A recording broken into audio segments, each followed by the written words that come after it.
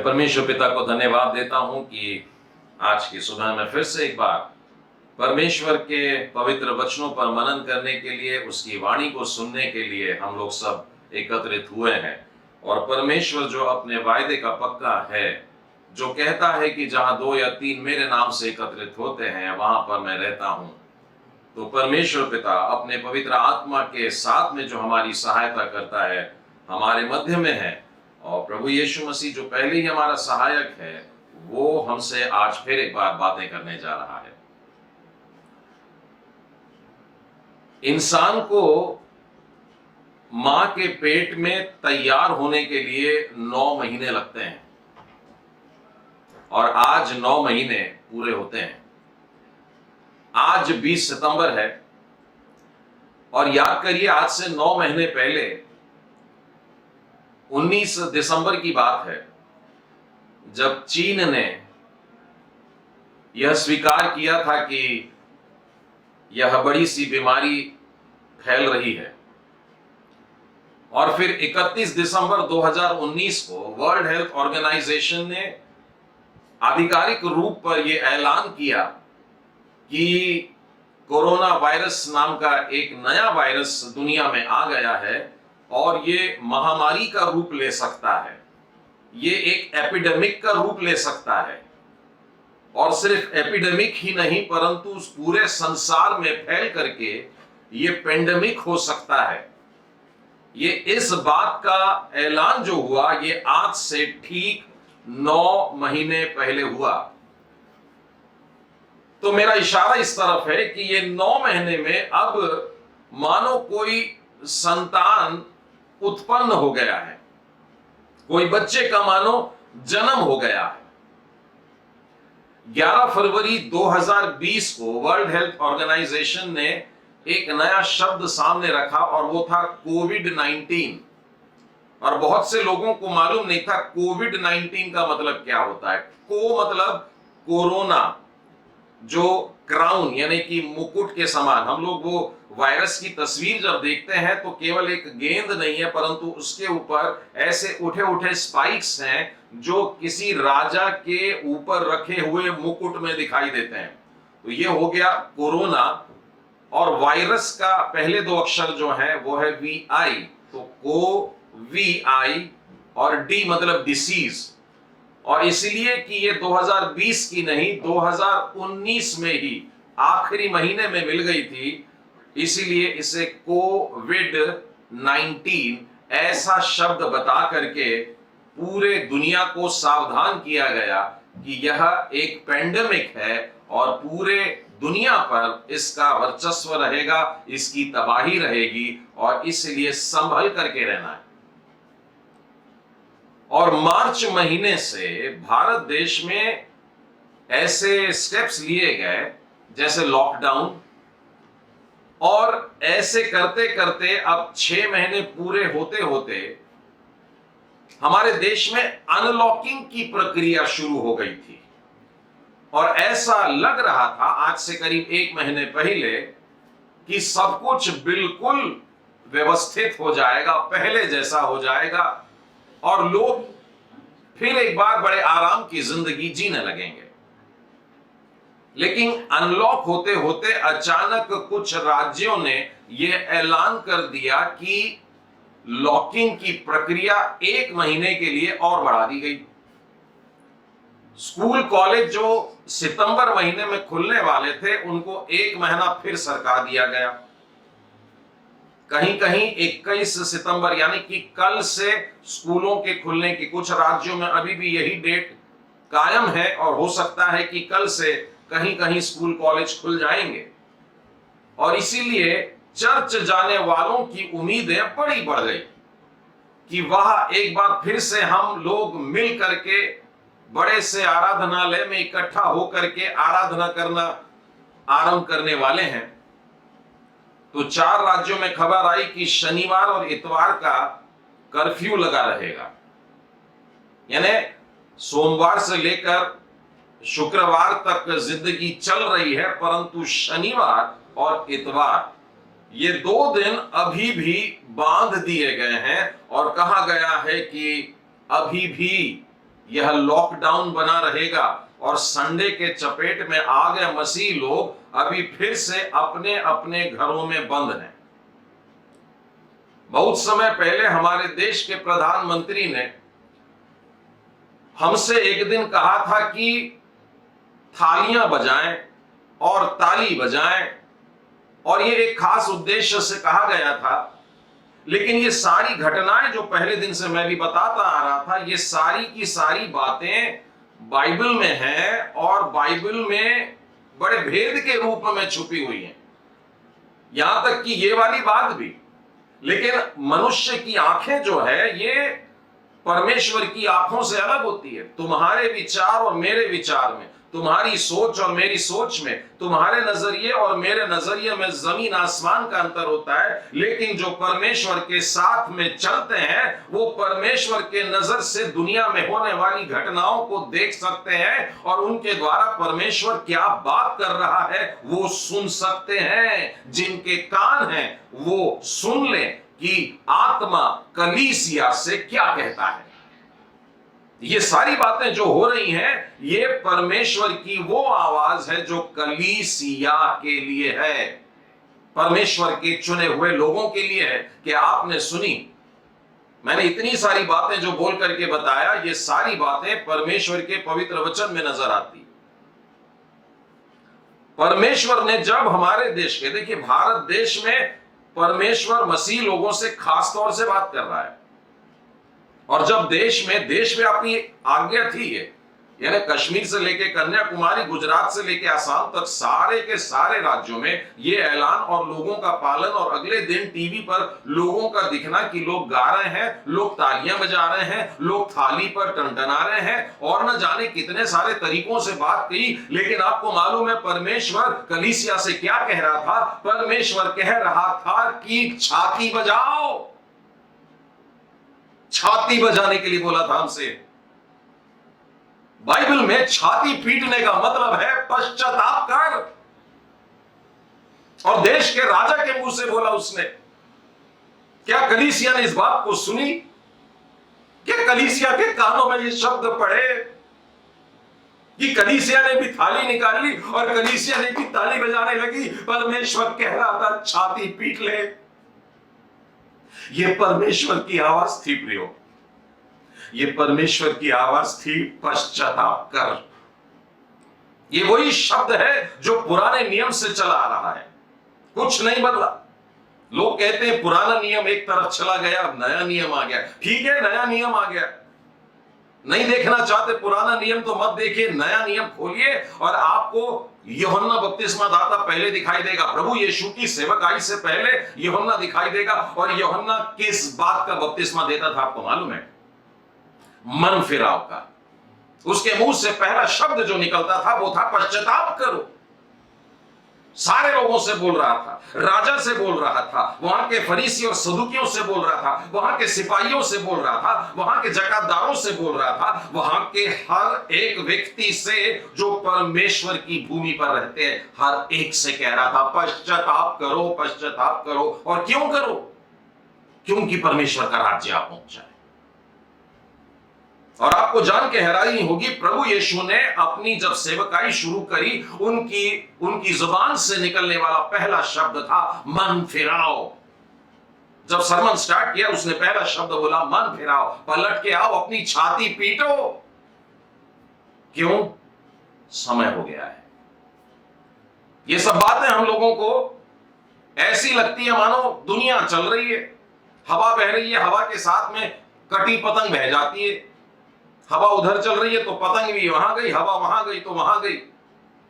लेकिन जो चट्टान पर अपना घर बनाता है, जिस पतंग की डोर एक बच्चे ने पकड़ के रखा है, वो तूफानों में भी अपनी पतंगों को लहरा देता है। बाइबल हमसे कहती है, प्रभु यीशु मसीह के जो पहाड़ी उपदेश के आखिरी वाले अंश में 7वें अध्याय के आखिर में आइए, प्रभु जी ने सारी बातें बताने के बाद बोला मैंने बता तो दिया, लेकिन अब तू सुनता है क्या? और तू सुनने के बाद इसको ग्रहण करता है क्या? तू ग्रहण करने के बाद इसको मानेगा क्या? और वो कहता है कि जो इन बातों को सुनकर इनके अनुसार चलेगा या इनके अनुसार करता है या इन वचनों के अनुसार अपना जीवन बिताता है, वो है जो चट्टान पर खड़ा है। हम डामाडोल हो जाते हैं, परिस्थितियां ऐसी होती है, चीन में बीमारी फैल गई और मालूम है इंडिया में क्या, इंडिया में हंसी मजाक चल रहा था, उस समय नाचना गाना चल रहा था और उस घटना के करीब 2 महीने 2.5 महीने के बाद में वो बीमारी वास्तव में इंडिया पहुंची। पहला केस जब हुआ तब थोड़ी सी घंटी बजी, तब भी लोगों के मन में ऐसा दहशत नहीं थी क्योंकि लॉकडाउन तुरंत लगा दिया गया और लोग अपने अपने घरों में बैठ के छुट्टियां मना रहे थे। बच्चों ने समझा कि हमारी गर्मी की छुट्टियां अभी शुरू हो गई हैं और फिर बड़े लोगों को लगा ऑफिस से छुट्टी और इधर से उधर से। अब काम करने वाले कौन लोग थे? अस्पतालों के डॉक्टर हैं, अस्पतालों की नर्सेस हैं, अस्पतालों के अटेंडेंट्स हैं और कॉर्पोरेशन के वर्कर्स हैं और पुलिस वाले, बाकी सब लोग अपने मजे में। लेकिन परमेश्वर ने पहले ही आगाह कर दिया, जिसकी तरफ ध्यान नहीं जा रहे हैं। मैं तो कहूंगा परमेश्वर का वचन हमसे कह रहा था, जिनकी आंखें हैं देख लें। बार बार वचन में कहा जाता देख, बातें सुनाई जा रही है लेकिन बोलता है देख। देख मैं द्वार पर खड़ा खटखटाता हूं, मतलब खटखटाने की बात तो सुनने की होती है, लेकिन परमेश्वर का वचन कहता है देख मैं आ गया हूं। ये खटखटाने की आवाज जो है ये हम लोगों को ऐसे सुनाई नहीं दे रही है। वचन कहता है देख ले और सुन ले। और आपको मालूम है हमारे प्रधानमंत्री ने 5 अप्रैल 2020 को एक और ऐलान किया था, रात के 9 बजे, ध्यान देना, रात के 9 बजे 9 मिनट के लिए खामोश रहना, चुपचाप रहना, चिल्लाना नहीं, नाचने गाने के लिए जुलूस लेकर के बाहर नहीं निकलना, खामोश रहते हुए। और कई लोगों ने उस समय को, उस दिन को जिस तरीके से मनाए, वो रात के जो 9 मिनट थे उन्होंने दिए जलाए, उन्होंने मोमबत्तियां जलाई और अगले दिन फिर एक बार फोटो दिखाए गए कि देखो कल की रात कैसी बीती, कि जगमगा गया देश। आपको मालूम है परमेश्वर हमें ठोक ठोक के बता रहा है। और भी बहुत सी बातें घटी हैं, जो ऐलान दिल्ली से होते हैं वो बाइबल के शब्दों को लेकर के ऐसी ऐसी बड़ी बातें, लेकिन मसीह कलीसिया परमेश्वर की आवाज को उनमें देख करके समझ जाए कि परमेश्वर नबूकदनेस्सर राजा को भी इस्तेमाल किया था अपने लोगों को सीधा करने के लिए। तो यहां पर भी एक ऐसा राजा हमारे सामने है जिसके उद्धार के बारे में मैंने नहीं सुना, लेकिन वो परमेश्वर की बातें उसकी कलीसिया को बता रहा है। वो 9 मिनट के लिए हम लोगों को खामोश रहकर के क्या बोलना चाह रहा? ये इंट्रोस्पेक्शन का समय था। मनुष्य खामोश किस लिए होता है? शांत कब होता है? वो मुंह बंद करके क्या करता क्या है? वो सोचता है, वो अपने बारे में सोचता है, वो अपने ही दिल में झांकता, अपने गिरबान में झांकता, अपने कलेजे में देखता है कि मैं क्या हूं। परमेश्वर ने कुछ महीने पहले बोला था पश्चाताप कर, और फिर उस दिन उसने बोला कि मैंने तेरे लिए आत्मा का फल दिया है और वो 9 फल हैं और मैं चाहता हूं कि ये फल तेरे में दिखाई दें। हम लोग दिया चमका रहे थे, कैंडल चमका रहे थे, कलीसिया के भी कई लोग अपने अपने घरों के दीवारों पे रख दिए, दिवाली मना ली उस दिन। लेकिन प्रभु यीशु मसीह क्या चाहते हैं? अगर उसने कहा है तुम जगत की ज्योति है, तुम्हारे भले कामों को देखे, ये वाक्य उसी वचन में लिखा है जहां प्रभु यीशु ने कहा कि तुम जगत की ज्योति हो। और परमेश्वर ने हमारे अंदर की ज्योति जलाने के लिए हमको 9 दिए हैं पहले से, और वो है प्रेम, आनंद, मेल, धीरज, भलाई, विश्वास, कृपा, नम्रता और संयम। मानो बाइबल की सारी बातें पुराने नियम से स्टार्ट की और सुसमाचार में लेके गए और फिर पत्रियों में लेके गए, और अभी बहुत जल्दी प्रकाशित वाक्य आएगा। आप माने या ना माने, लेकिन जो चल रहा है, जो स्केल बढ़ रहा है, जो ग्राफ आगे जा रहा है, वो मुझसे कह रहा है कि मैं आप लोगों से कह दूं कि मैंने उत्पत्ति से स्टार्ट करके इनको पत्रियों के कोने तक लेकर के आ गया हूं। आज तू मेरे बच्चों को बता दे कि मैं बेहद क्रोधित हूं, लेकिन आज भी शायद एक दिन और रह गया है जिसमें परमेश्वर अनुग्रह करने वाला है। प्रियो, इसलिए मैं आप लोगों के लिए बेहद धन्यवाद देता हूं कि परमेश्वर ने आज की फेलोशिप में आपको इकट्ठा किया है और आज परमेश्वर अपने वचनों के द्वारा हमसे बातें करने जा रहा है। आज हम देखते हैं कि दुनिया में करीब 3 करोड़ लोग संक्रमित हो गए, उससे ज्यादा हो गए। 10 लाख लोग मर चुके हैं और इनमें से 1 लाख तो भारत देश के हैं। भारत देश की सूची अगर देखें तो मरने वालों में अभी हम तीसरे नंबर पर हैं। हमारे ऊपर ब्राजील है और ब्राजील के ऊपर यूनाइटेड स्टेट्स ऑफ अमेरिका। लेकिन अगर संक्रमित लोगों की सूची देखें तो भारत दूसरे नंबर पे है, यूएसए है, फिर इंडिया है, बाद में ब्राजील आता है। इसका मतलब हम टॉपर्स की लिस्ट में हैं, मरने वालों में से, बीमारों में से, महामारी से ग्रसित लोगों से। जनसंख्या में तो बहुत है ही है, लेकिन देखिए परमेश्वर का प्रेम इनसे भी महान है, महामारी के डंक से महान है, मृत्यु के डंक से बड़ा है।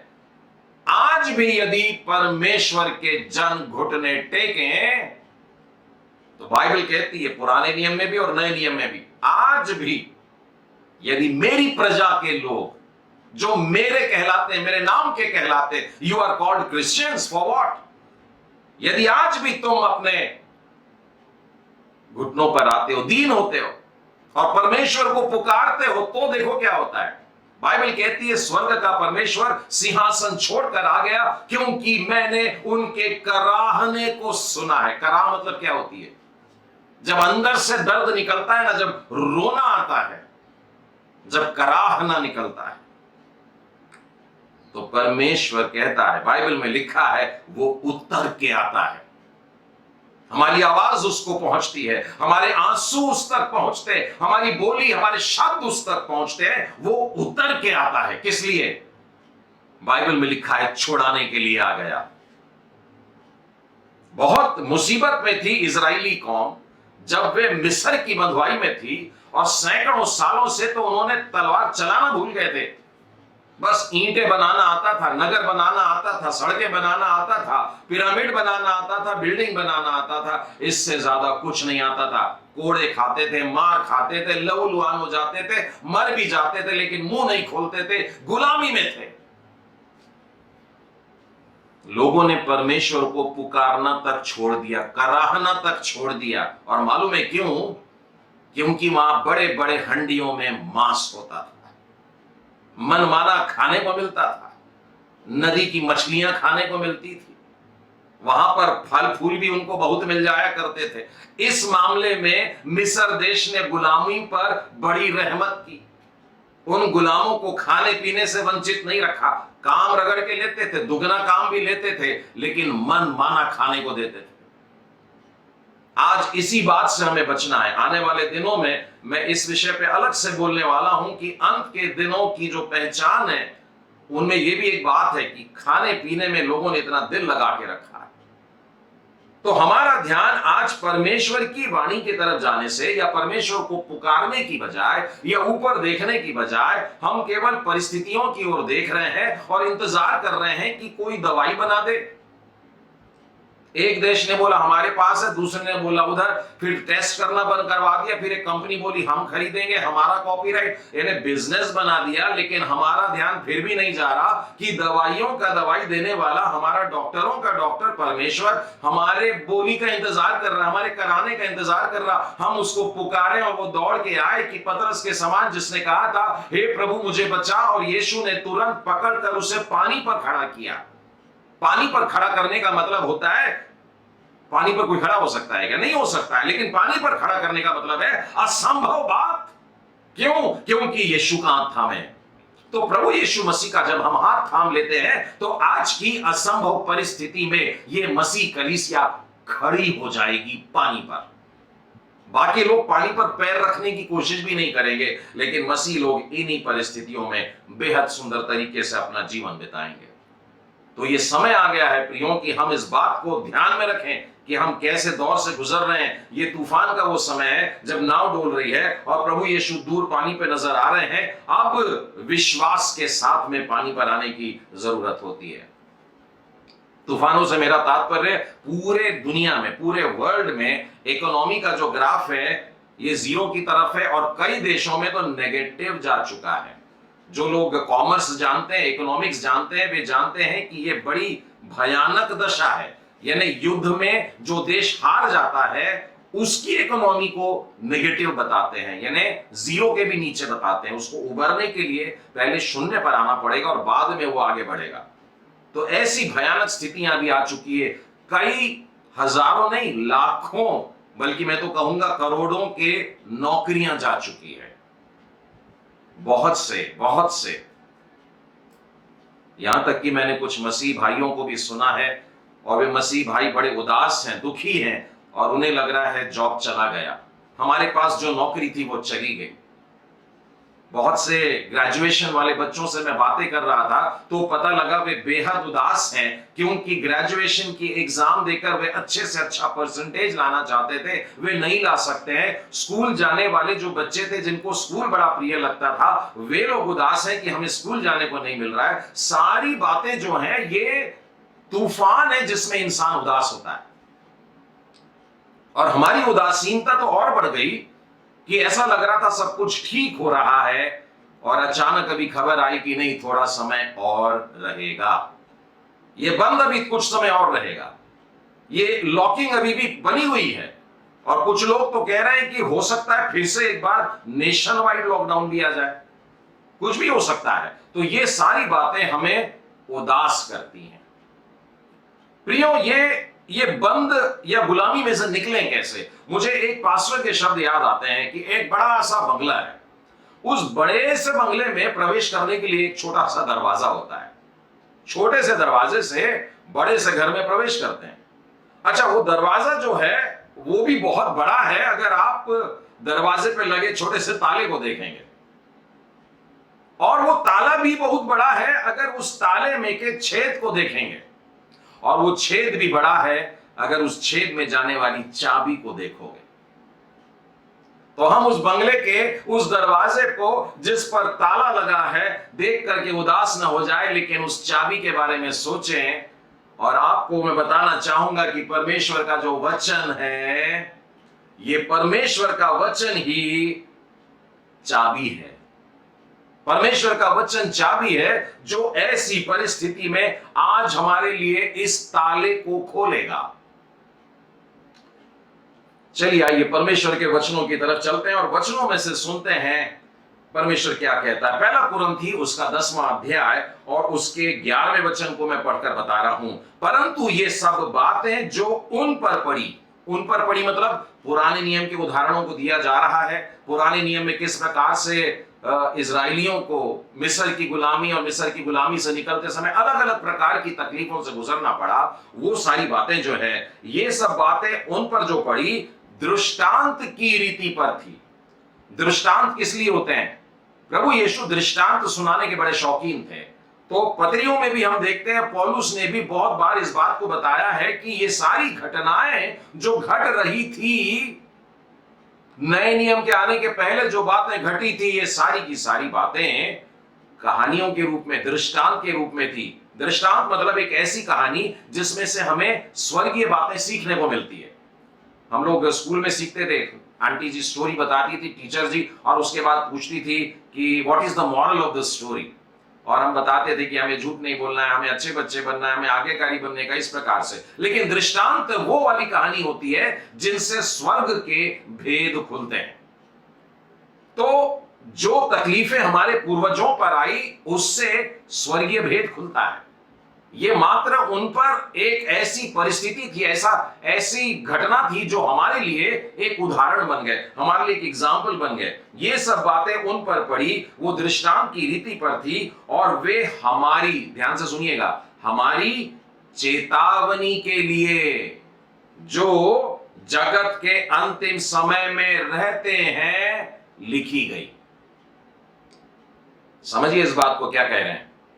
जगत के अंतिम समय में रहने वालों के लिए चेतावनी के रूप में दृष्टांत दिया गया, और दृष्टांत का मतलब ये कि अभी ये जो दृष्टि में था वो अभी अंत में दिखाई देगा। यानी यही प्रकार की विपत्तियां एक बार इन अंतिम दिनों में रहने वाले लोगों की आंखों के सामने होने लगेगी।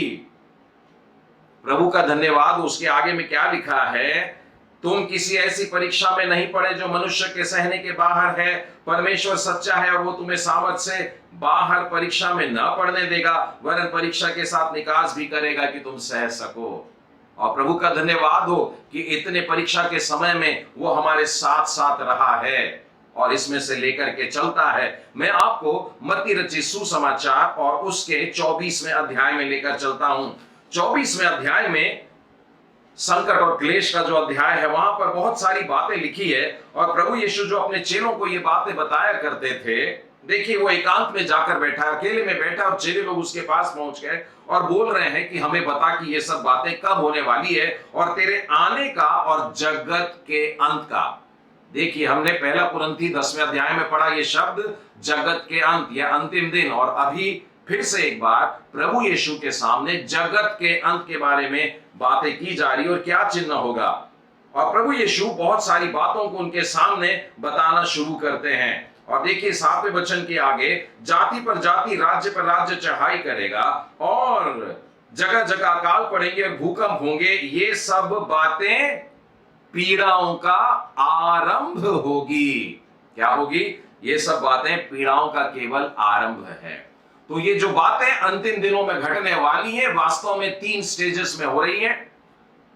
और ये बातें जो अभी घटी हैं, ये सब पीड़ाओं का आरंभ हुई हैं।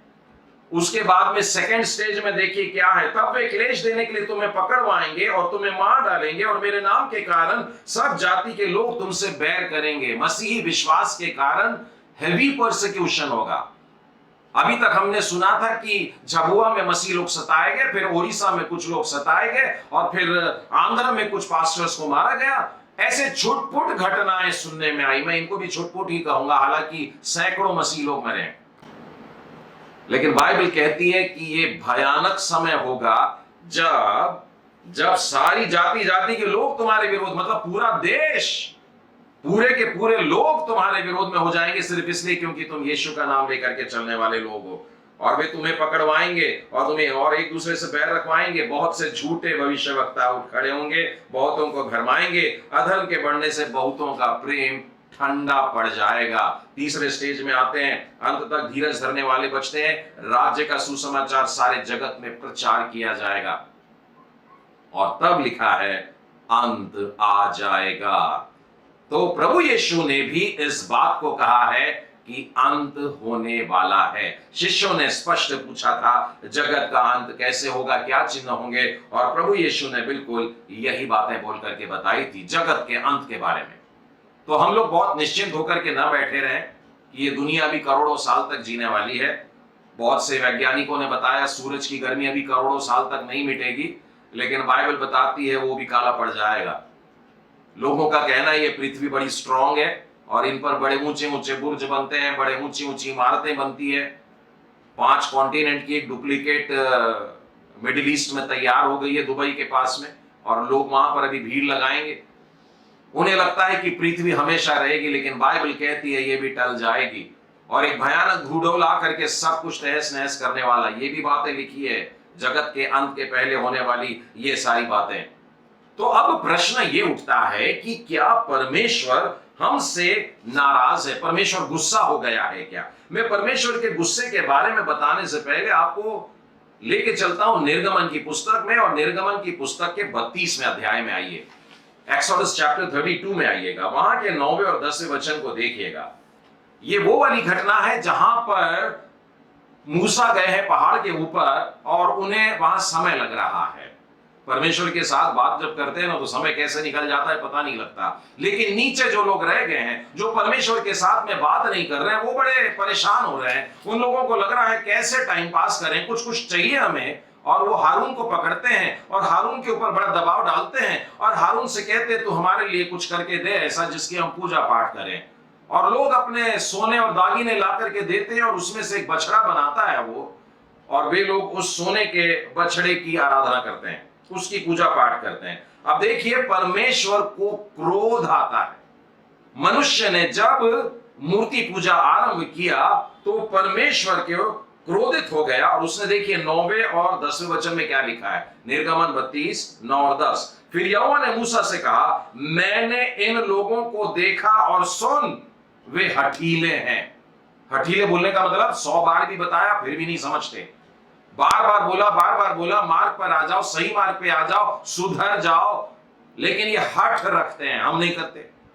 तो ये हठीले लोग हैं। तो आप देखिए क्या कहता है परमेश्वर, अब मुझे मत रोक, मेरा क्रोध उन पर भड़क उठा है जिससे मैं उन्हें भस्म करूं।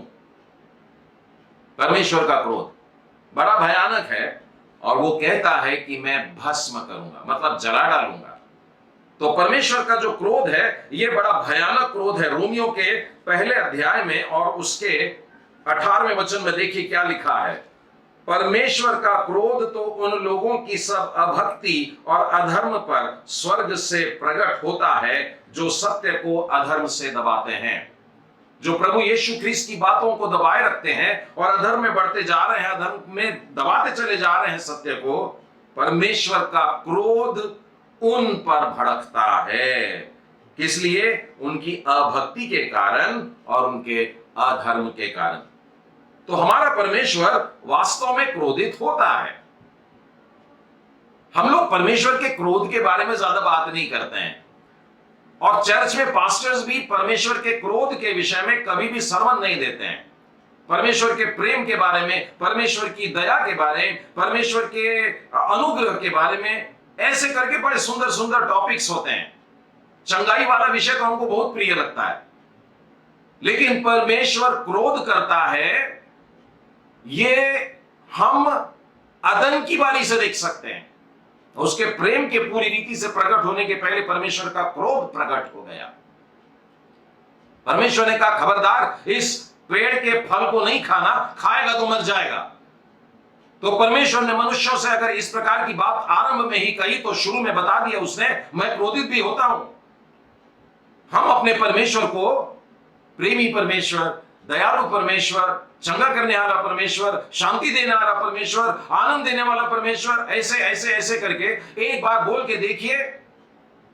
क्रोध करने वाला परमेश्वर, जलन करने वाला परमेश्वर, न्याय करने वाला परमेश्वर, पलटा लेने वाला परमेश्वर, ये सारे शब्द बाइबल के हैं, परमेश्वर के बोले हुए। परमेश्वर ने खुद बताया कि मैं ऐसा हूं, मैं पलटा लेने वाला परमेश्वर हूं। उसने बोला है मैं क्रोध में भर करके काम करने वाला परमेश्वर और मैं जलन रखने वाला परमेश्वर हूं, ऐसे करके अपने आप के बारे में जिसने बताया है। और हम जानते हैं कि अदन की बारी में परमेश्वर ने क्रोधित होकर के जो श्राप दिए थे चारों को, चार बोलो मैंने, हम लोग साधारणतः सर्प का और स्त्री का और आदम के बारे में सोचते हैं, और ठीक है इन तीनों के बारे में भी सोचे तो वो देखिए आज भी उन श्रापों को भोगते आ रहे हैं। सांप को मैं आज भी जमीन पर रेंगता हुआ ही देखता हूं और स्त्री को आज भी जन्म देते समय कराहते हुए सुनता हूं, और पुरुष भी आज तक पसीने की कमाई या मेहनत की कमाई को ही खा पाता है। ये परमेश्वर के क्रोध को हमें रोज याद दिलाते हैं। रोज ये चीजें जो है ये रोज के जीवन की है, जो हमें परमेश्वर के प्रेम को नहीं परंतु परमेश्वर के न्याय को याद दिलाती है। आप तीसरे अध्याय के बाद चौथे में आइए तो वहां पर पता चलेगा भाई को भी डांट लगाया क्योंकि उसने छोटे भाई की हत्या किया था। क्यों? क्योंकि वो परमेश्वर का प्रिय बन गया था। परमेश्वर के पास ऐसी भेंट चढ़ाया जो परमेश्वर ने ग्रहण किया तो उसकी हत्या कर डाला, और उसका लहू जो जमीन पर बहा उस लहू ने पुकार करके परमेश्वर को दुहाई दे दिया। तो परमेश्वर ने कैन को भी दंड दिया। इसके बाद 6वें अध्याय में आइए तो परमेश्वर का क्रोध और दिखाई देता है। और इतना ही नहीं, आप निर्गमन में आइए, वहां पर आपको दिखेगा परमेश्वर मूसा पर भी क्रोधित हुआ है। हम लोगों को सिर्फ वो घटना याद है कि पहाड़ पे गया था और वो जलती हुई झाड़ी में से परमेश्वर ने बात किया, लेकिन उसके बाद में जब आगे बढ़ते हैं तब ये नहीं देखे कि परमेश्वर मूसा पर इतना क्रोधित हुआ कि मूसा को मार डालना चाहता था। उसके बाद मिरियाम पर भी गुस्सा हुआ, ऐसी भयानक बीमारी की समाज से निकाल के 7 दिन दूर करना पड़ा। हारून पर गुस्सा हुआ। उसके बाद हम देखते हैं कि गिनती की पुस्तक में आएंगे अगर आप तो वहां कोरा भी मिलेगा आपको, फिर बालाम भी मिलेगा आपको। परमेश्वर की प्रजा में ऐसे लोग पाए गए जिन्होंने परमेश्वर के समक्ष सीधा मन नहीं रखा, अपनी अभक्ति और अपने घमंड में चूर थे, पैसों का लोभ था, लालच था, और परमेश्वर इनसे भी क्रोधित हुआ। यदि आप यहोशू की पुस्तक में आते हैं तो उसके सेना में आकान नाम का एक व्यक्ति था, उसके ऊपर भी भयानक क्रोध हुआ और वो और उसका पूरा परिवार और उसके दास दासी और उसकी संपत्ति नाश किए गए, खत्म कर दिए गए। दाऊद पर भी परमेश्वर गुस्सा हुआ, सुलेमान पर भी परमेश्वर गुस्सा हुआ। पुराने नियम में बहुत सारे लोग ऐसे दिखते हैं जहां पर परमेश्वर क्रोधित हुआ, पूरा के पूरा जहाज को डोलने को लगा दिया और डूबने के ऊपर आ गए और अपने बंदे को पानी के गहरे समंदर में भी फिकवा दिया। बहुत क्रोधित होता है परमेश्वर। नए नियम में आएंगे तो भी परमेश्वर का क्रोध शांत नहीं हुआ। परमेश्वर की आत्मा से झूठ बोला, हस्बैंड और वाइफ दोनों एक ही दिन। हाँ, 5वें अध्याय में हनन्याह और सफीरा का वर्णन है। परमेश्वर का क्रोध नाश कर देता है। परमेश्वर के क्रोध से हमें बचने का, हेरोदेस, नए नियम में हेरोदेस भी एक उदाहरण है। घमंड से भर करके ऐसा वैसा बड़े परमेश्वर की वाणी में बोलने की कोशिश और लोगों के वाहवाही को लेने की कोशिश जो परमेश्वर के लिए है वो इंसान लेने लगता है, तो ये शैतान की बात है। और मालूम है कैसे? कीड़े पड़ के नाश हो जाना, मर गया वही की वही, आंखों के सामने मर गए। परमेश्वर का क्रोध बहुत भयानक होता है। हम दाऊद को भी बहुत अच्छा समझते हैं। दाऊद बड़ा प्यारा, जब वो छोटा था प्यारा चरवाहा था, गोलियत को मारा, बड़ा प्यारा राजा बन गया और उसने वाचा का संदूक लाया, बड़ा प्यारा, और बड़े बड़े काम किए। लेकिन बहुत कम लोग जानते हैं कि परमेश्वर का क्रोध दाऊद के ऊपर ऐसा बरसा कि एक दिन में 70,000 इजरायली मर गए। क्या करा था उसने गलत काम मालूम है? परमेश्वर पर भरोसा रखने की बजाय लोगों पे भरोसा रखा, ये अपनी सेना पर भरोसा रखा और उसने अपने लोगों की गिनती करवा लिया, यह जानने के लिए कि मेरे पास कितनी ताकत है। ताकत मेरी नहीं होती है, ताकत परमेश्वर के जन की नहीं होती है। युद्ध परमेश्वर का है, वो ही मेरे लिए और आपके लिए लड़ता है, तो ताकत मेरी कहां से हुई? परमेश्वर को इस बात पर बहुत गुस्सा आया और जब दाऊद गिड़गिड़ाने लगा तो दाऊद के सामने परमेश्वर ने 3 विपत्तियां रखा था और बोला ठीक है इन तीनों में से चुन, लेकिन यह नहीं बोला कि तेरे को माफ कर दिया। भुगतना तो पड़ेगा ही, तकलीफ तो उठाना ही पड़ेगा। और उस 3 विपत्ति में से वो एक चुनता है और उसके अनुसार उसके कई दिन बड़े कष्ट में जाते हैं और उसी समय ये महामारी रहती है। मान लीजिए कि 70,000 पुरुष उसके देश के मारे जाते हैं। तो मैं पुराना नियम भी देखता हूं, नया नियम भी देखता हूं, तो परमेश्वर के क्रोध को देख रहा हूं। आज मैं जब देखता हूं तो क्या देख रहा हूं? क्या मैं चीनी लोगों के कुछ दिमागी तौर से खराब होने के कारण पूरी दुनिया को नाश होने वाले लोगों को देख रहा हूं? परमेश्वर ने उनका भी इस्तेमाल कर लिया है और सारे लोगों पर अपने क्रोध को और अपनी महामारी को भेजा है और वो ध्यान दिलवाना चाहता है कि तुम सतर्क हो जाओ। लोगों के साथ में नहीं, अभी मैंने जितने उदाहरण बताए ना आपको, ये सब लोगों के थे, परंतु परमेश्वर तो शहर का शहर भी नाश करता है। मैं आपको उत्पत्ति की पुस्तक और उसके 18वें अध्याय में लेकर के चलता हूं और उसके 20वें वचन में देखिए क्या लिखा है। फिर यहोवा ने कहा, सदोम और अमोरा की चिल्लाहट बढ़ गई है और उनका पाप बहुत भारी हो गया है। आपको मालूम है सदोम और अमोरा चिल्ला क्यों रहे थे? और ये क्या चिल्लाहट थी जो स्वर्ग तक पहुंच गई? वे लोग समझते थे कि हम तो बड़े आराम से जी रहे हैं, लग्जूरियस लाइफ जी रहे हैं, लेकिन पाप में जी रहे थे। अगर आप वो पोर्शन पढ़ेंगे जहां पर लूत के घर में परमेश्वर के दूत जाते हैं तो आप रो पड़ेंगे उस घटना को सुनकर कि यानी पाप इस हद तक दुनिया में फैला है। और आज की परिस्थिति भी कुछ बदली नहीं है। उस समय का जो सदोम था आज की दुनिया बन गई है। तो इसका मतलब क्या हुआ? सदोम की चिल्लाहट परमेश्वर के पास में पहुंची और सदोम और अमोरा के पाप का भारीपन दिखाई देता है, भयानकपना दिखाई देता है। इसका मतलब आज परमेश्वर सारी दुनिया के लिए बोल रहा है कि इस दुनिया की चिल्लाहट मेरे पास पहुंची है और इस दुनिया का पाप बड़ा भारी हो गया है। तो अब मैं क्या करूंगा? मैं 19वें अध्याय, अगले अध्याय में आइए 24 और 25 में क्या लिखा है। तब यहोवा ने अपनी ओर से सदोम और अमोरा पर, कहां से आई तबाही? अपनी ओर से। किसकी ओर से? यहोवा की ओर से लिखा है। तब यहोवा ने अपनी ओर से सदोम और अमोरा पर आकाश से गंधक और आग बरसाई और उन नगरों को और उस संपूर्ण तराई को और नगरों के सब निवासियों को भूमि की सारी उपज समेत नष्ट कर दिया। हाय, परमेश्वर के बारे में हमारी सोच थोड़ी सी बदल रही है और यही मेरे आज के वचन के सुनाने का उद्देश्य है। परमेश्वर नाराज होता है, हमारे गलत कामों को देखकर नाराज होता है, हमारी मूर्ति पूजा देख करके नाराज होता है, सच्चे परमेश्वर को छोड़ करके और कहीं अपना दिल लगाने से परमेश्वर जलता है, नाराज होता है। और हमारी चिल्लाहट के कारण और हमारे पाप के भारी होने के कारण परमेश्वर का क्रोध ऐसा भड़कता है कि लिखा है उसकी ओर से गंधक भी गिर रही है, आग भी गिर रही है। और किस किस को नाश करी में लिखा है, नगर को नाश किया, संपूर्ण तराई को नाश कर दिया, हरियाली को नाश कर दिया, उसके बाद नगर के सारे निवासियों को नाश कर दिया और उसके बाद भूमि की सारी उपज को, मतलब टोटल तबाही, टोटल पूरी तरह से नाश। तो प्रियो, इस विषय को लेकर के कि हमारे संक्रमित तो 1000 होते हैं पर 900 अच्छे हो जाते हैं, खुश मत होना।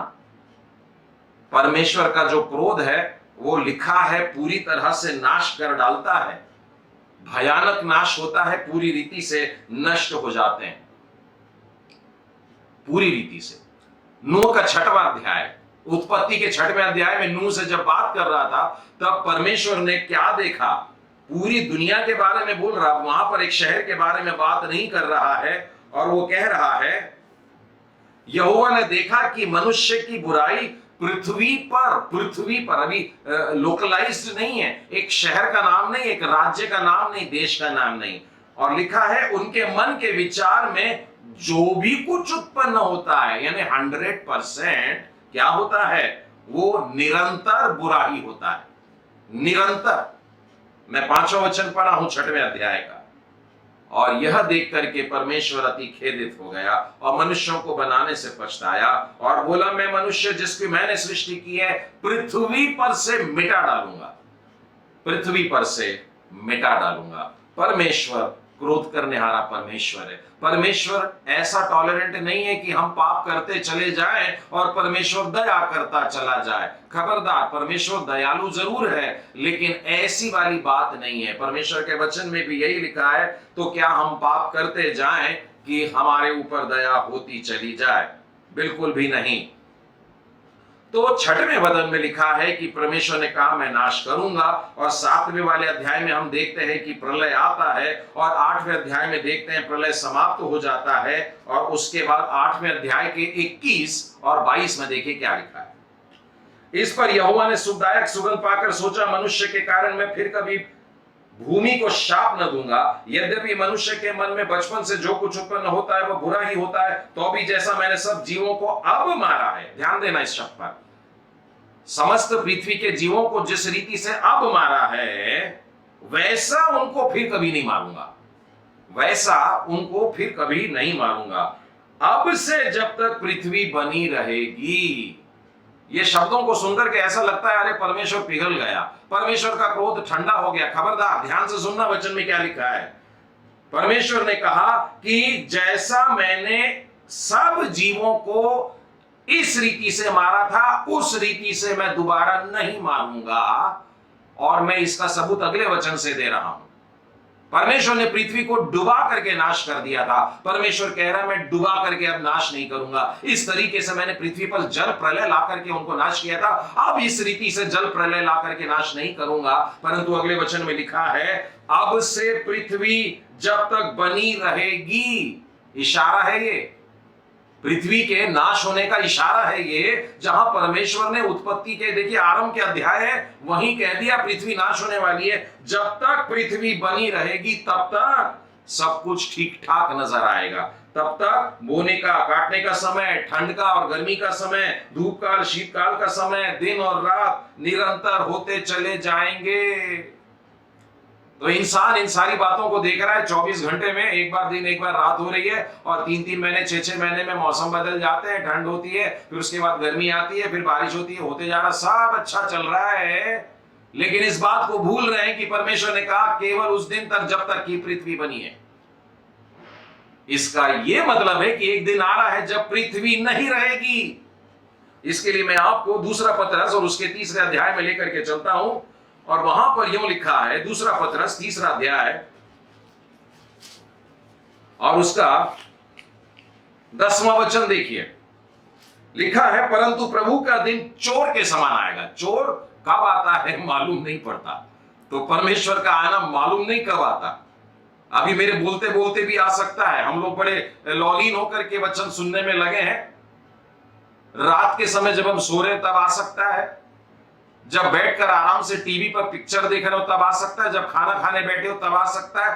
कब आएगा मालूम नहीं। एक बार प्रभु यीशु से पूछा गया समय भी बता दे, तूने काल बताया, घटनाएं बताया, लेकिन टाइम और डेट भी बता दे।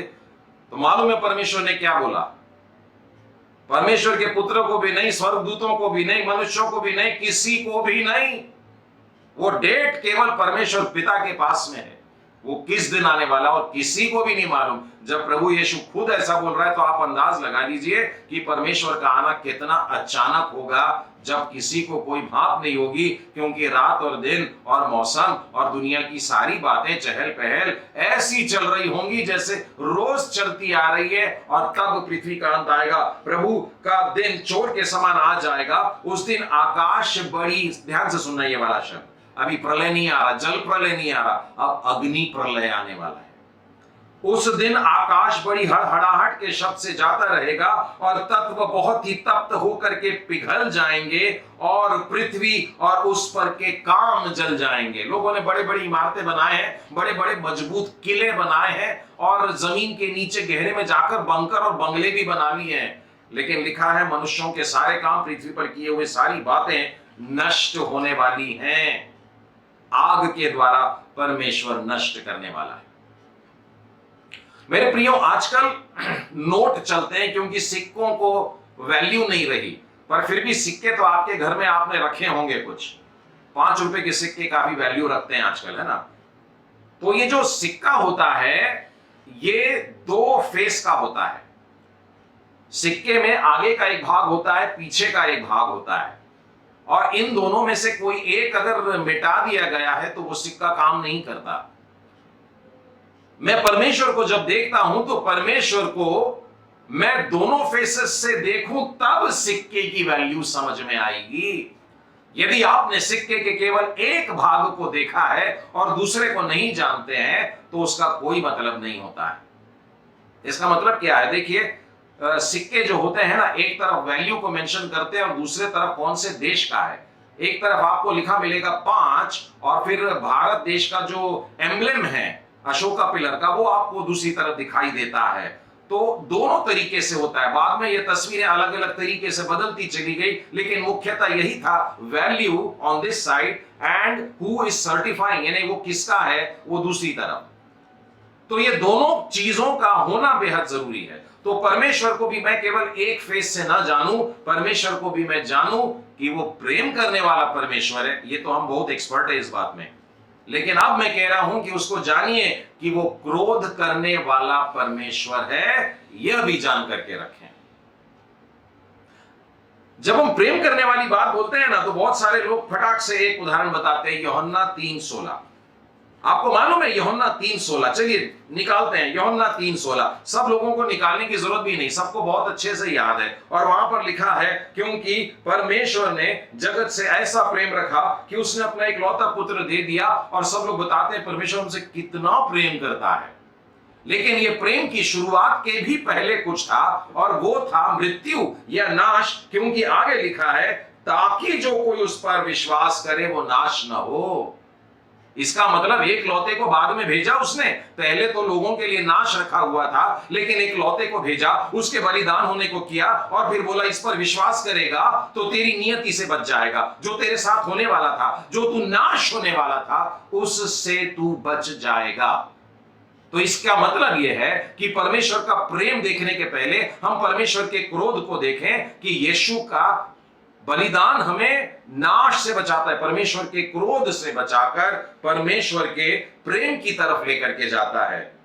बहुत से लोग 17वें वाले वचन को भी याद कर लिए, यूहन्ना 3:16 के साथ 17 और 17 में लिखा है, परमेश्वर ने अपने पुत्र को जगत में इसलिए नहीं भेजा कि जगत पर दंड की आज्ञा दे। यानी परमेश्वर इस पृथ्वी को दंड की आज्ञा वैसे दे चुका, और यीशु को भेजा तो दंड को दे देने के लिए नहीं, परंतु दंड से छुड़ाने के लिए। इसका मतलब दंड पहले से था। इसका मतलब परमेश्वर का क्रोध पहले से था और क्रोध से मनुष्यों को बचने के लिए प्रभु यीशु आता है। 18वां वचन भी पढ़ लेते हैं, देखिए क्या लिखा है, जो उस पर विश्वास करता है उस पर दंड की आज्ञा नहीं होती। इसका मतलब दंड की आज्ञा का ऐलान सारी पृथ्वी के लिए किया जा चुका है, लेकिन उनमें से जो व्यक्ति प्रभु यीशु के बलिदान को स्वीकार करते हैं, विश्वास करते हैं, उन पर से दंड की आज्ञा को रिवोक कर दिया जाता है, निकाल दिया जाता है, वो बच जाता है। तो परमेश्वर ने दंड की आज्ञा दे रखा है। आपको मालूम, परमेश्वर ने यीशु के पहले जो दिया था वो व्यवस्था थी। व्यवस्था क्या करता है? व्यवस्था की बातें मनुष्य को दोषी ठहराती हैं। मनुष्य व्यवस्था के कारण केवल पापी ठहरता है। आज तक व्यवस्था के कारण कोई भी मनुष्य धर्मी नहीं ठहरा। उत्पत्ति में अगर अब्राहम को देखें, उसके भी कार्य की वजह से धर्मी नहीं ठहरा, लेकिन बाइबल कहती है अब्राहम अपने विश्वास के द्वारा धर्मी ठहरा। तो देखिए, वहां पर भी विश्वास के द्वारा धर्मी ठहराया जाकर के बचाया जाता है और ऐसा आशीषित वंश मिलता है जो आसमान के तारों के समान है। और आज भी हम उसके बच्चे इस तरीके से कहलाते हैं। तो दंड से निकल करके आ गए, हम दंड में से छुड़ा लिए गए हैं, इस प्रकार के हम लोग बन गए हैं। रोमियो के 11वें अध्याय में भी इसी प्रकार से वर्णन है, पर अभी उतना डिटेल नहीं जाऊंगा। लेकिन आप प्रभु यीशु मसीह को देखिए। प्रभु यीशु आपको कैसे लगते हैं?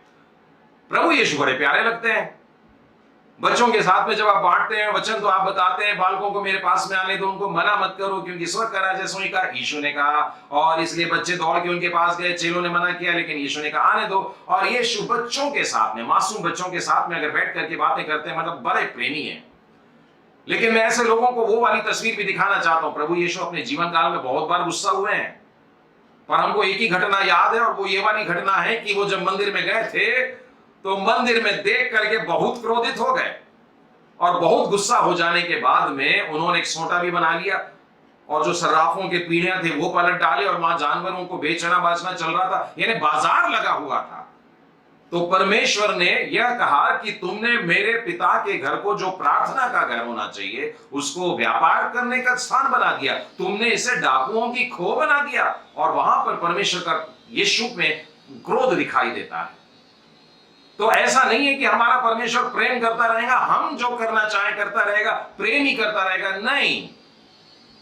परमेश्वर क्रोधित होता है, प्रभु यीशु भी क्रोधित होते हैं और दंड देते हैं। और इसीलिए हमें बच करके रहना है, संभल करके रहना है। विशेष करके इन दिनों में मैं आपको व्यवस्था विवरण की पुस्तक में ले चलता हूं, और व्यवस्था विवरण की पुस्तक उसका 4वां अध्याय 24 वचन में देखिए क्या लिखा है। तुम्हारा परमेश्वर यहोवा भस्म करने वाली आग है, वह जल उठने वाला ईश्वर है ना। परमेश्वर की स्तुति करते हुए हम ये शब्दों को भी अब इंक्लूड करना करेंगे, तब हमारी जान थोड़ी सी धड़धड़ाएगी। हम लोग परमेश्वर को टेक फॉर ग्रांटेड चलते हैं। मिठाई वाले की दुकान है, जब जाएं जाकर के मीठा मीठा खा ले, ऐसा सोचते हैं। लेकिन ये वचन देखिए क्या कहता है, परमेश्वर यहोवा भस्म करने वाली आग है, वह जल उठने वाला ईश्वर है। और देखिए क्या लिखाता है, और वहां तुम मनुष्यों के बनाए हुए लकड़ी और पत्थर के देवताओं की सेवा करोगे, जो न देखते और न सुनते और न खाते और न सूंघते हैं। ऐसे लोगों पर परमेश्वर का क्रोध आता है। उसी अध्याय में मैंने आगे का शब्द पढ़ा है। प्रियो, हम लोग परमेश्वर को जब देखते हैं ना, तो उसकी आशीषों के लिए व्यवस्था विवरण उसके 28वें अध्याय को जरूर देखते हैं। बहुत ही फेवरेट चैप्टर है आशीषों को पढ़ने के लिए, क्योंकि बहुत से लोगों ने ये वचन को तो याद करके रखा है कि परमेश्वर यहोवा तुझे बहुत आशीष दे। धन्य हो तू नगर में, धन्य हो तू खेत में, धन्य तेरी संतान, धन्य तेरी उपज, और तेरे गाय और भेड़ बकरी और पशु के बच्चे, धन्य तेरी टोकरी, तेरी कटौती, तेरे भीतर आते समय जाते समय। बहुत से लोगों ने इन वचनों को याद करके रखा है, अपनी अपनी कारों पर चिपका के रखा है, घरों में लगा करके रखा है। ये आशीष वचन हमको मिलते हैं व्यवस्था विवरण उसके 28वें अध्याय और उसके पहले 14 वचन में। लेकिन आप 28वें अध्याय के 15वें वचन के जब आगे बढ़ोगे, उसके हेडिंग में लिखा है आज्ञा उल्लंघन के दुष्परिणाम और दंड। और यह शुरू होता है 15वें वचन से और चलता रहता है 68वें वचन तक। मैं बताना क्या चाहता हूं, परमेश्वर प्रेम करता है, आशीष देने वाला बड़ा प्रेमी होता है ना, और दंड देने वाला बड़ा क्रोधी मनुष्य होता है, और यहां पर दोनों परमेश्वर दे रहा है। तो परमेश्वर प्रेम करता है 14 वचन में, और परमेश्वर क्रोध कर रहा है 54 वचन में। 54 versus of anger and 14 versus of blessings. आप इस बात को समझ लीजिए अभी कि मेरा इशारा किस ओर है। परमेश्वर प्रेम करता है 14 वचन, परमेश्वर क्रोध करता है 54 वचन। मेरे मित्रों, पुराने नियम में ही परमेश्वर क्रोध की बात करता है ऐसा नहीं है। यदि आप नए नियम में आएंगे, हमने पहला कुरिन्थियों उसका 10वां अध्याय पहले ही देख लिया है, फिर भी आइए एक और वचन उसमें से देखते हैं। 10वां अध्याय और उसके 5वें और 6वें वचन को देखें। परंतु परमेश्वर उनमें से बहुतों से प्रसन्न ना हुआ। ये वे लोग हैं जो मिस्र देश की बंधुआई से निकले थे, और निकले जब तो 40 साल का रास्ता तय किया। और आपको जानकर बड़ा अजीब लगेगा, ताजुब होगा कि जितने लोग निकले थे 2 को छोड़कर बाकी सब के सब रास्ते में मर जाते हैं। तो जो लोग कनान पहुंचते हैं वो एक नई पीढ़ी रहती है। कालेब और यहोशू ये थे जो वास्तव में मिस्र से निकले थे, रामसेस से, और वहां से निकलकर कनान में पहुंच पाते हैं।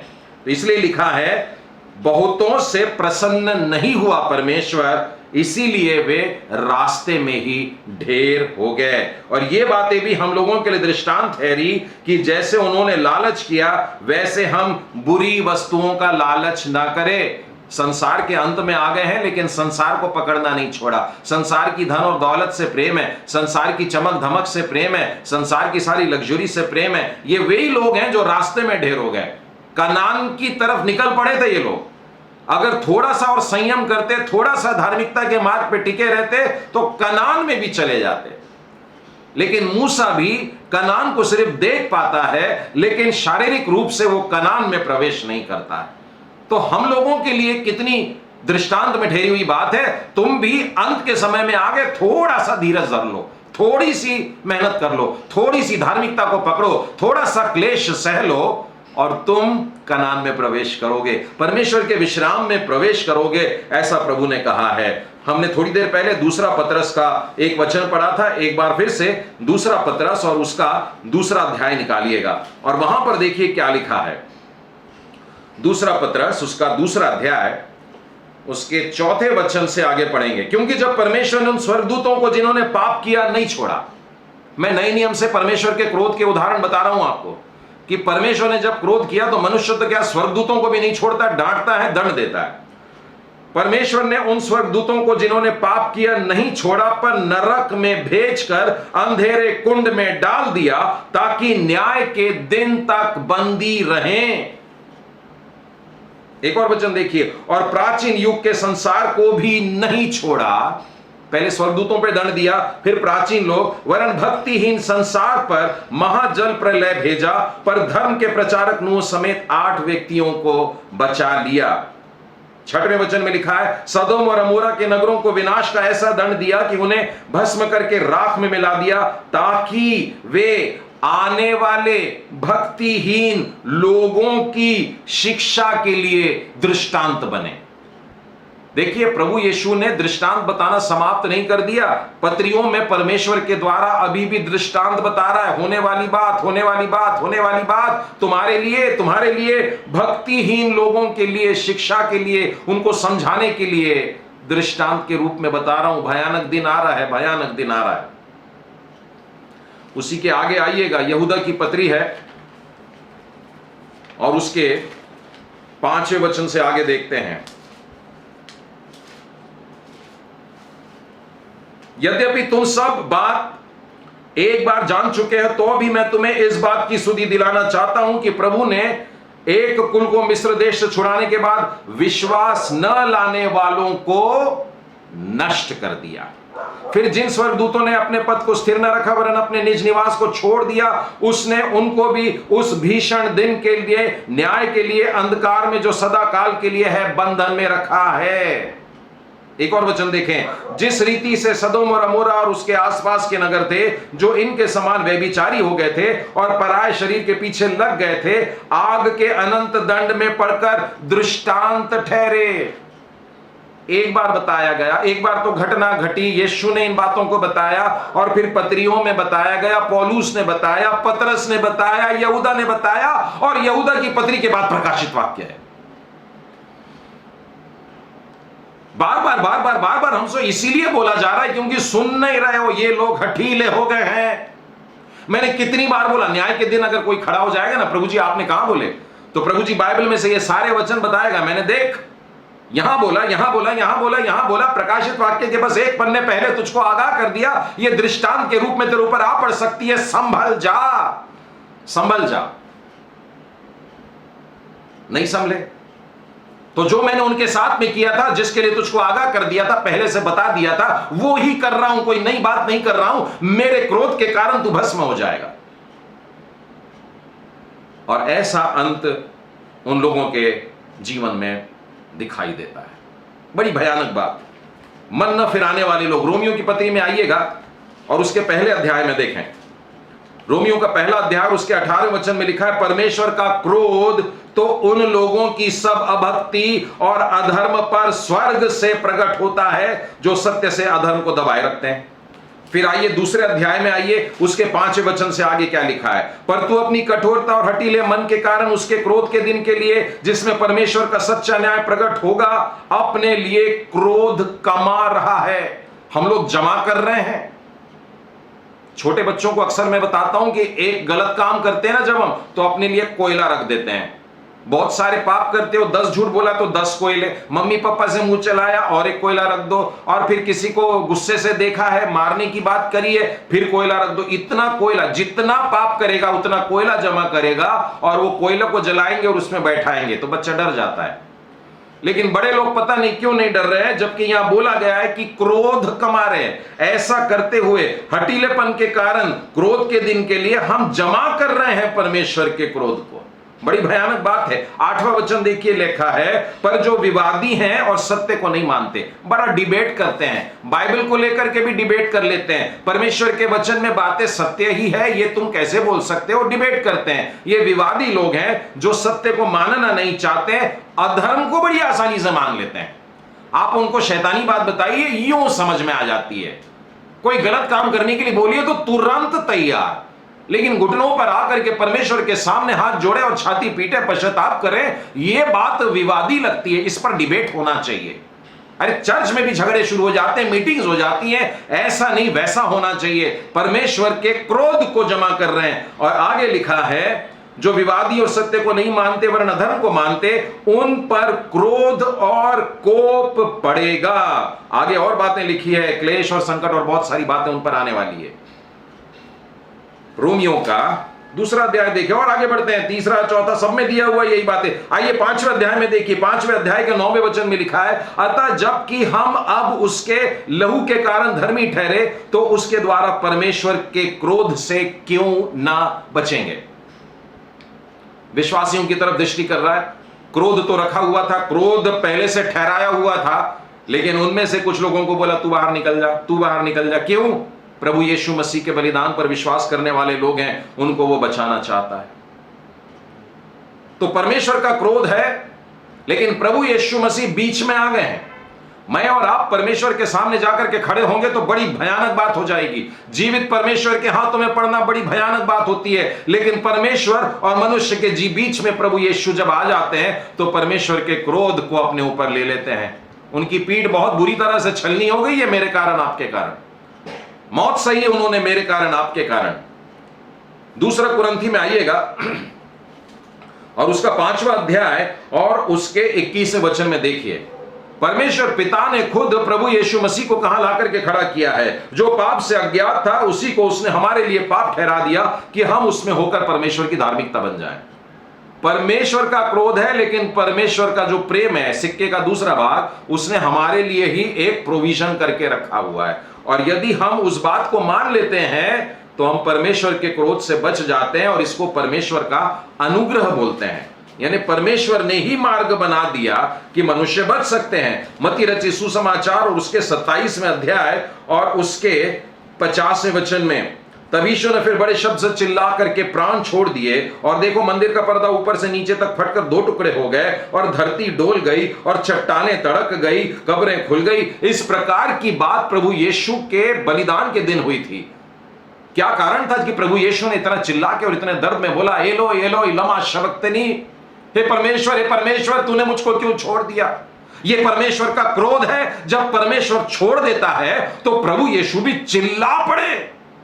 परमेश्वर का क्रोध जब भड़कता है तो पृथ्वी की चट्टानें तड़क जाती हैं, दरारें पड़ जाती हैं, बड़े बड़े पहाड़ टुकड़े टुकड़े हो जाते हैं। यह परमेश्वर के क्रोध का दिन है।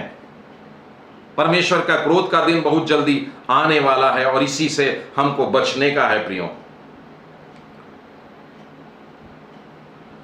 विलाप गीत में एक बड़ा प्यारा वचन है, बहुत से लोगों ने इसको याद भी किया है। विलाप गीत उसका 3रा अध्याय और उसका 22वां वचन। हम नष्ट नहीं हो गए। ये आज के लोग में हम लोग भी कह सकते हैं, ये नष्ट नहीं हुए। ये हमारे कारण नहीं है, हमारे विश्वास बोलते हैं, हमारे कार्य हैं, हमारे बड़े अच्छे अच्छे कर्म हैं।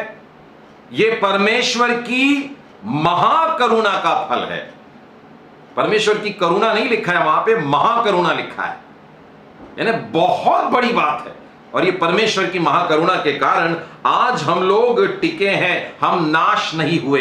यानी नाश पहले आता है, परंतु हमने जीवन में प्रवेश किया है, ऐसा परमेश्वर का वचन कहता है। इब्रानियों की पुस्तक और उसके 4थे अध्याय और उसके 16वें वचन में यूं लिखा है कि अब इसलिए कि यही प्रभु यीशु जो क्रूस पर बलिदान हुआ, जिसके कारण मंदिर का पर्दा फट गया, और मंदिर का पर्दा फट गया इसलिए अब वो अनंत में प्रवेश करता है, हाथ के बनाए हुए मंदिर में नहीं, परंतु हमारा महायाजक सीधा स्वर्ग में प्रवेश करता है। इसीलिए आओ हम अनुग्रह के सिंहासन के निकट हियाव बांध करके चलें, ताकि हम पर दया हो और वह अनुग्रह पाएं जो आवश्यकता के समय